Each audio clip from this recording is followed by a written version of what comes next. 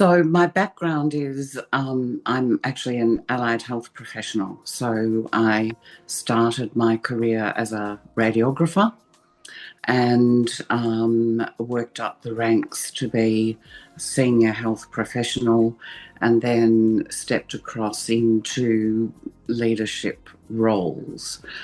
Um, I was for 20 years director of Breast Screen Tasmania, and in fact was awarded the Public Service Medal by the Governor General for my services to breast screen, which was an amazing honour. I'm currently the Executive Director of Safety and Quality for mental health services in Tasmania. So that's about ensuring that we're complying with national standards and delivering the best possible services that we can for the population of Tasmania. I've also worked in private practice as a practice manager for a private radiology practice, and I also volunteer in the NGO sector as well. Phenomenal. That's amazing. Yeah. Squeezing all that in. I had no idea. That's amazing. Yeah, well, it's been an incredibly rewarding career. Yes. And, I'm certainly not at the beginning of my leadership career. I'm, heading towards thinking about retirement and what I might do in that space. Brilliant, brilliant. I've got to say, I think you've earned it working in some quite challenging, probably isn't quite the right word, but some demanding organisations. So thank you very much. Thank you. But what's one thing you wish someone had told you before you became a leader? So, as I said, can I have more than one answer? Absolutely. You have the floor. And,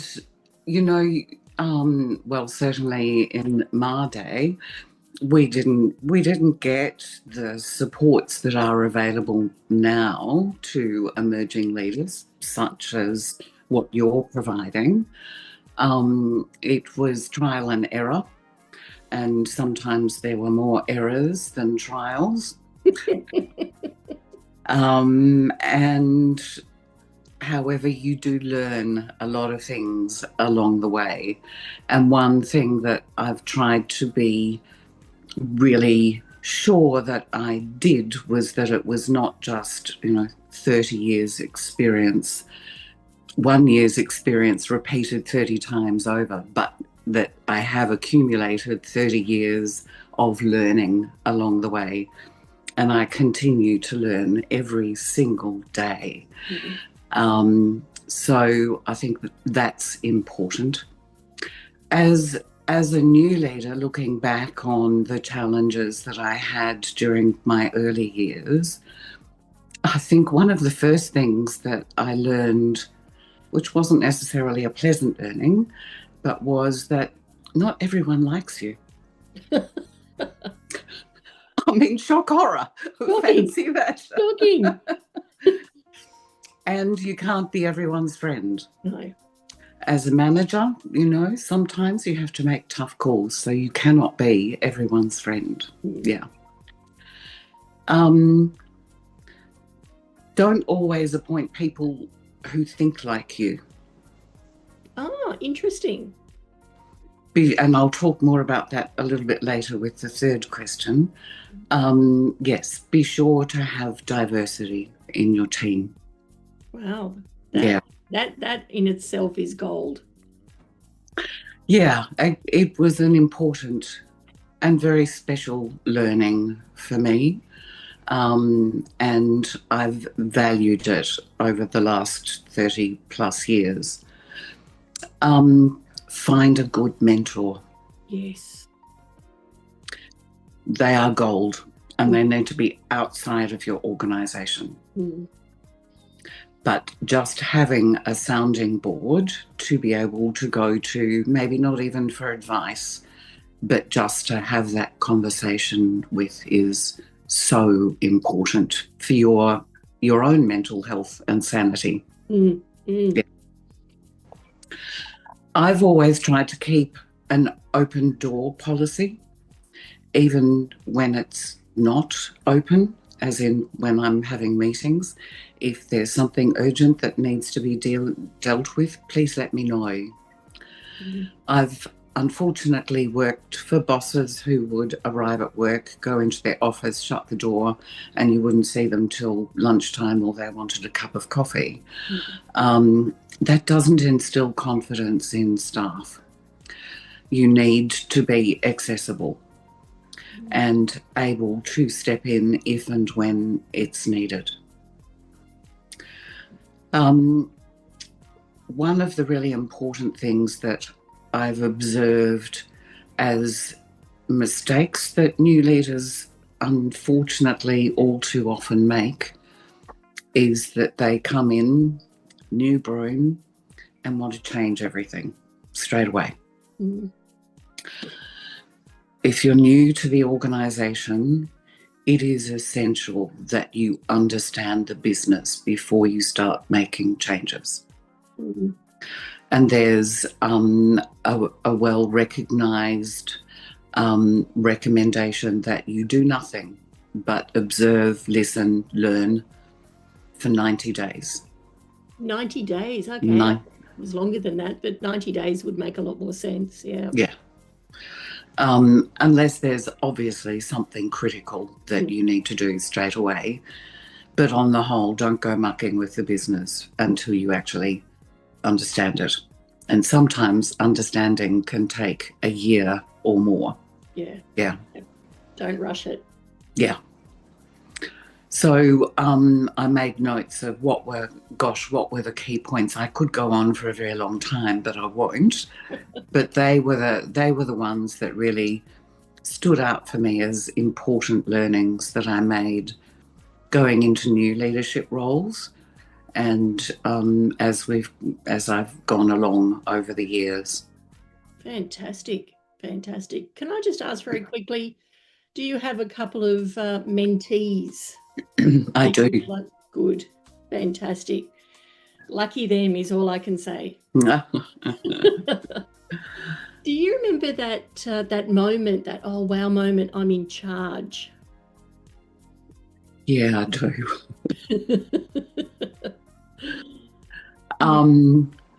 In government, we call it the Friday afternoon special. Oh, okay. Yeah. Which is where inevitably on a Friday afternoon at about 4 o'clock, everything lands on your desk all at the one time. And very early in my directorship with Breast Screen, I remember a particular Friday afternoon in the middle of winter when I received an urgent request for a briefing for the minister that needed to be provided that afternoon.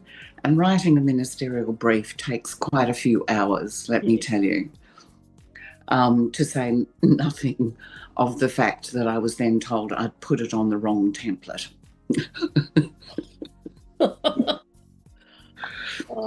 Anyway. Okay. Yeah. And at the same time, one of the staff on the remote mobile screening unit had been taken to hospital by ambulance. And so we had nobody to start screening on the Monday. And at the same time, equipment had broken down. And of course, Friday afternoon, you cannot get the engineers to come and fix the equipment. Yeah. And so I thought, okay, I think this is the induction by fire. It is. And from that, I had some major learnings. And I'm sure you're familiar with the saying, how do you eat an elephant? Absolutely. One bite at a time. Yep. And so once I'd stopped spinning around, I thought, okay, so one thing at a time, what do I do first? Mm-hmm. And of course, the minister always comes out trumps. Mm-hmm. And the other thing that I learned was actually, I don't have to solve all these problems. I can seek help. Absolutely. Do it, ditch it, or delegate it. Yeah. And sometimes as a new leader, one of the internal dialogue challenges is, will I look like I'm not managing properly if I ask for help? Mm. And actually, no, that shows that you are managing properly. Absolutely. Yeah. Absolutely. So ask for help when you need it. Yeah, stick your head up when you need it.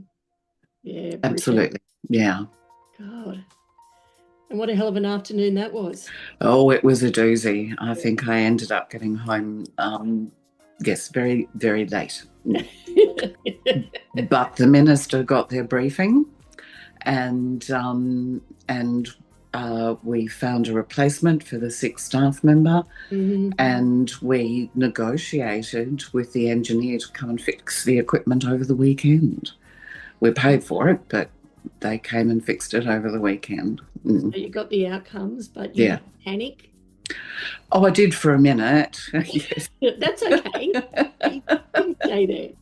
Had an internal panic. Nobody else knew, but I had an internal panic. Yes. And it's stuck in your memory all these years later. Oh, yes. Yeah. And sorry, just remind me again, what's that called in government where it all hits your desk at 4 o'clock on a Friday? Friday afternoon special. That's it, a Friday afternoon special. That was a hell of a special. Yes. Oh, and they keep happening all the time. Oh, they still fly around. Oh, absolutely. Not necessarily in threes, but invariably at 4 o'clock on a Friday afternoon, I check my emails to make sure there isn't a little incendiary bomb sitting there waiting for me. Oh, they wouldn't dare do that. I think you've earned some brownie points with that. It doesn't happen all that often, but it still does happen. Wow. Retirement's looking even better now, isn't it? On a Friday afternoon, yes. So I'm interested to hear your answer to this next question about the mistake you made earlier on that turned into a gift. Yeah, so going back to the don't always appoint people who think like you, I had a staff member who was one of my data managers, and he was a special man. We'll call him Pierre. Michelle. Yeah, yes. He was a former priest and had left the priesthood, and although he never told his story, there was obviously some trauma in his past. Additionally, he had epilepsy, and he self-medicated. Yeah. Okay. But regardless, he was a lovely, lovely man. Sadly, he died as a result of an epileptic event. He didn't turn up to work one day, and I couldn't contact him and ended up sending his friend round to his house to see if everything was okay, and it wasn't. But what Pierre taught me was that sometimes so not necessarily a mistake that I've made, but I didn't learn it early enough, that sometimes those thinkers who bring ideas out of left field, now I'm going to digress a little bit here, sometimes the out of left field saying gets a little bit confused. So, as a former softball player, I'd like to explain that. Yes. So, left field, when you're a batter, left field is behind you. Mm-hmm. And so you don't see what's going on out of left field, and it's an unusual place unless you are a very experienced batter that you will hit the ball to left field.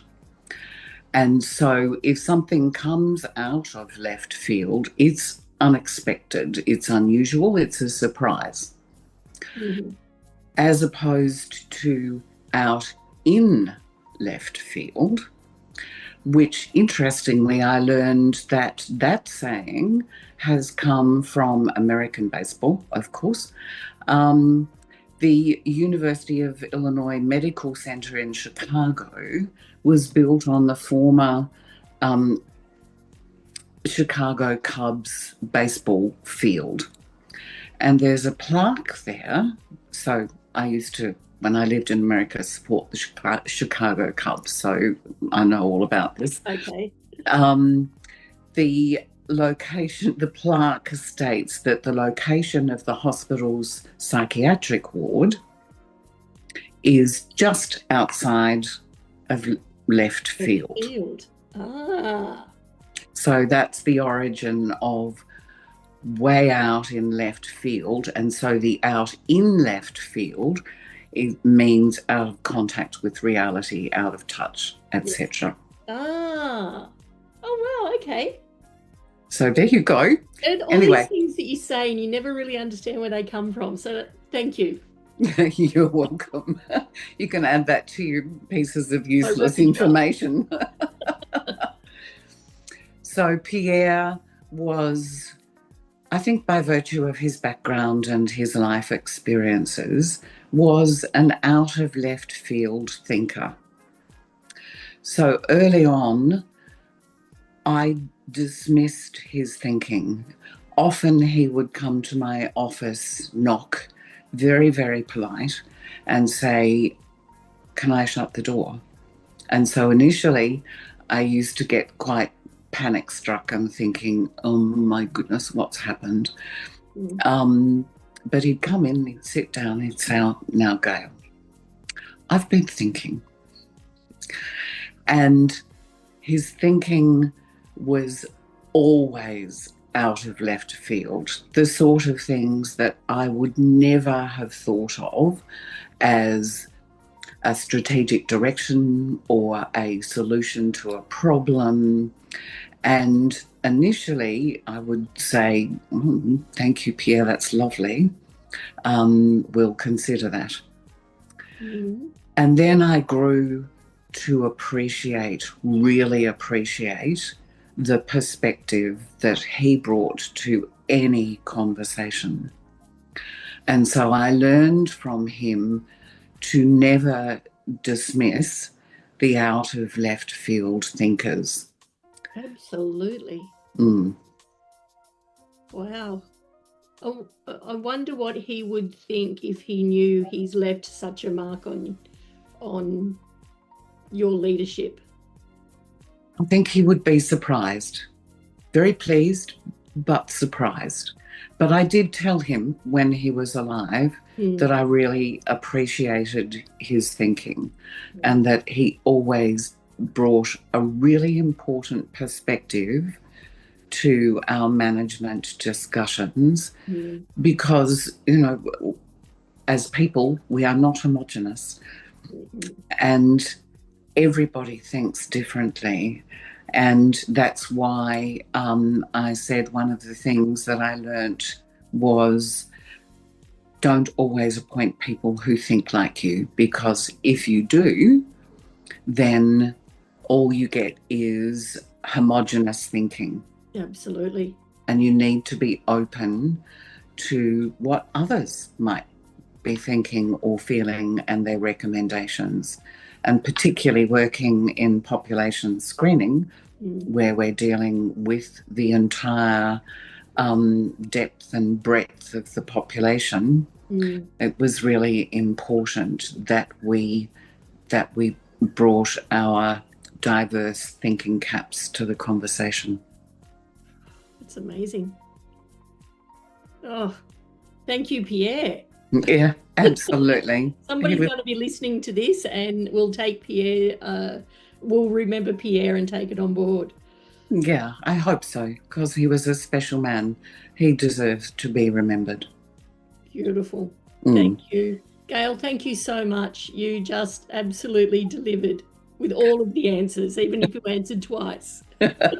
Or 3 or 4 times, yes. Doesn't matter. Absolute gold. Thank you. Thank you very much.